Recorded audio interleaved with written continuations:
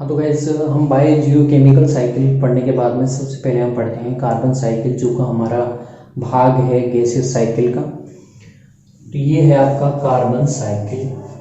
तो कार्बन है हमारे शरीर का मेन हिस्सा है, चाहे वो कंकाल तंत्र बनाने में हो, चाहे हमारे वो जीव द्रव्य का भाग हो, या फिर आपके जो पृथ्वी पे बात करें तो आपके 0.003% में आपके एनवायरनमेंट में है, आपको मिलती है। साथ में इसका 71% जो भाग है वो आपके समुद्र में स्थिरीकृत किया जाता है, समुद्र में शैवालों के द्वारा इसे बनाया जा सकता है। 71% समुद्रों में मिलती है, तो कार्बनिक रूप में मिलती है वहाँ पे, साथ में बाइकार्बोनेट रूप में भी मिल सकती है। ओके, तो सबसे पहले हम देखते हैं ये जो मैंने पूरा डायग्राम बनाया हुआ है, आपके जो पूरे इकोसिस्टम में कार्बन का साइकिल कैसे चलता है। ओके, तो सबसे पहले हम देखते हैं ये है हमारी वातावरणीय CO2। ओके, इसे कौन लेंगे आपके, तो ये है हमारी वातावरणीय CO2, ये है हमारे प्लांट और ये है हमारे एनिमल। इकोसिस्टम है हमारा पूरा जिसमें हम रहते हैं। तो इस वातावरणीय CO2 का प्लांट कैसे यूज करते हैं, तो फोटोसिंथेसिस में यूज करते हैं। तो इस CO2 को हम ऐसे इस साइकिल के ऐसे दिखाएंगे, प्लांट ने इसे लिया है, इनटेक किया है इसे, तो ये हम इसे बोलेंगे इस प्रोसेस को फोटोसिंथेसिस। ठीक है, प्रकाश संश्लेषण में CO2 का यूज करता है प्लांट। एनिमल आपके रेस्पायरेशन में CO2 छोड़ते हैं, तो हम इसे इस तरह से दिखाएंगे, यानी कि एनिमल ने दी है वातावरणीय CO2 को इस तरह से छोड़ा है, तो हम इस तीर का निशान इस तरह से बनाएंगे और ये प्रोसेस हो जाएगी आपकी रेस्पिरेशन।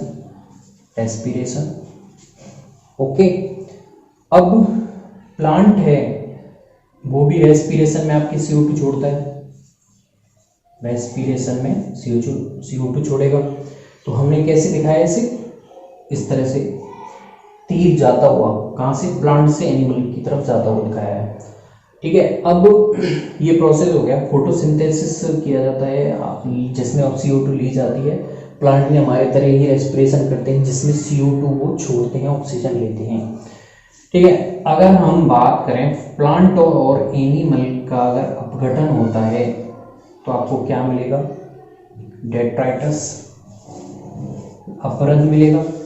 ठीक है, दोनों जब डेड हो जाएंगे, जब दोनों यहाँ पे आपको डेड, ये भी डेड, तो दोनों का डिकम्पोजिशन होगा। डिकम्पोजिशन से आपको क्या मिलेगा, अपरद मिलेगा।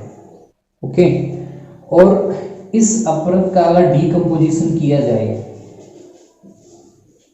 और जो आपके जितने भी सूक्ष्म जीवाणु हैं, जिसमें आपके कवक हैं या फिर अन्य बैक्टीरिया हैं, माइक्रो ऑर्गेनिज्म, इसका डिकम्पोजिशन करेंगे, यानी कि जो कॉम्प्लेक्स ऑर्गेनिक सिस्टम है उसे सिंपल इनऑर्गेनिक मैटर में यहाँ पे डिकम्पोजिशन यानी कि तोड़ा जाएगा उसे, तो ये आपका बन जाएगा सॉइल सॉल्यूशन।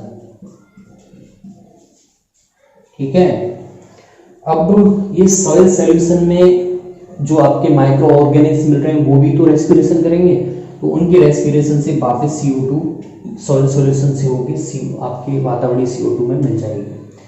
तो हम ये जो तीर का निशान दिखा रहे हैं वो आप याद रखना, तीर का निशान जिसकी तरफ है, ठीक है, जो नोक वाला निशान है उससे मिल रही है, और जो खुला हुआ निशान है वहां से वो आ रही है। तो ये तीर का निशान हमने वातावरणीय CO2 दिखाया था, तो इसे मिल रही है क्योंकि रेस्पिरेशन किया है आपकी किसने, ऑर्गेनिज्म है, माइक्रो ऑर्गेनिज्म जो आपके सॉइल सॉल्यूशन में मिल रहे थे, उन्होंने रेस्पिरेशन किया है और उनसे आपको वातावरणीय CO2 में घुल जाएगी CO2 जो मिलेगी। आप देख सकते हो वातावरणीय संतुलन कैसे बन रहा है आपकी CO2 का, CO2 ले भी रहे हैं और उसे वापस दे भी रहे हैं। साथ में प्लांट में मिलने वाली रूट के द्वारा भी वहाँ पे रेस्पिरेशन हो सकता है, रूट के द्वारा भी रेस्पिरेशन किया जा सकता है, जो कि सहजीवी यहाँ पर असहजीवी संबंध हो सकता है, और उसके द्वारा जो सॉइल सॉल्यूशन, उसके द्वारा भी वहाँ पे सॉइल सॉल्यूशन बनता है। बाद में वही प्रोसीजर सॉइल सॉल्यूशन में मिलने वाले माइक्रो ऑर्गेनिज्म के द्वारा रेस्पिरेशन किया जाता है, जो कि बाद में वातावरणीय CO2 में जाके मिल जाती है। अब प्लांट का क्या होगा, आपका यहाँ पे फॉसिलाइजेशन होगा, जीवाश्मीकरण होगा। ठीक है, और आपके क्या मिलेगा, फॉसिल फ्यूल। अब आपको जीवाश्म मैं पहले ही बता चुका हूँ, जब मैंने सेल चक्र पढ़ाया था, चट्टानों के प्रकार बताए थे, उसमें अवसादी जो चट्टान थी जिसमें आपकी एक परत से दूसरी परत तक छोटी छोटी परतें कणों की बनती जा रही थी, तो एक इस वाली परत पे अगर कोई भी मृत जीव या फिर पौधे के अवशेष रह जाते हैं और उस पर दूसरी परत आ जाती है, तो इन दोनों में इनके सांचे बन जाएंगे। तो इसे क्या बोलते हैं, जीवाश्मीकरण। और इस टाइप से आपकी जीवाश्मी फ्यूल प्राप्त होते हैं, जैसे पेट्रोलियम जो कई करोड़ों साल पहले आपके प्लांट वगैरह दब गए थे, तो उनसे आपके फॉसिल फ्यूल बनता है, जैसे कोयला है, पेट्रोलियम है, कोयला है, जीवाश्मी है, ऊर्जा है, पेट्रोलियम है, ठीक है, या फिर प्राकृतिक गैस है। ये कैसे फॉसिल फ्यूल हैं जो कि जीवाश्मीकरण से बने हैं। अब इन फॉसिल फ्यूल का बर्न किया जाता है, बर्निंग होती है, बर्निंग यानी कि इनका यूज किया जाता है। आप मोटरसाइकिल चलाते हैं तो उसमें भी फॉसिल फ्यूल बर्न हो रहा है, तो उससे आपकी क्या मिलेगी, CO2 निकलेगी उससे, और CO2 वापस आपके वातावरण CO2 में जाके मिल जाएगी। तो ये कार्बन साइकिल है जिसमें आपके CO2 में भी तो कार्बन है ना, कार्बन CO2 का हिस्सा है। मेनली वातावरण में आपके कार्बन किस फॉर्म में मिलती है, CO2 में ही मिलती है। तो इसका हमने देखा कैसे वातावरणीय संतुलन किया जा रहा है। सबसे पहले हमने देखा प्लांट के द्वारा इसे फोटोसिंथेसिस में यूज किया जा रहा है। तो इसकी नोक वाला किनारा इस तरह से, यानी कि इधर से CO2 आ रही है और प्लांट के द्वारा यूज कर लिया गया। अब प्लांट भी रेस्पिरेशन में CO2 छोड़ते हैं, तो इन्होंने इसे वापस दे दिया है इस तरह से। अब एनिमल रेस्पिरेशन में CO2 छोड़ते हैं, तो इन्होंने इसे वापस दे दिया है, वातावरण CO2 में जाके मिल गई है।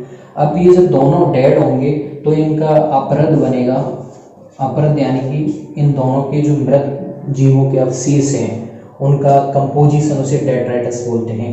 अब इनका डिकम्पोजिशन किया जाएगा, यानी कि ये कैसे ही कॉम्प्लेक्स ऑर्गेनिक मैटर है, ठीक है।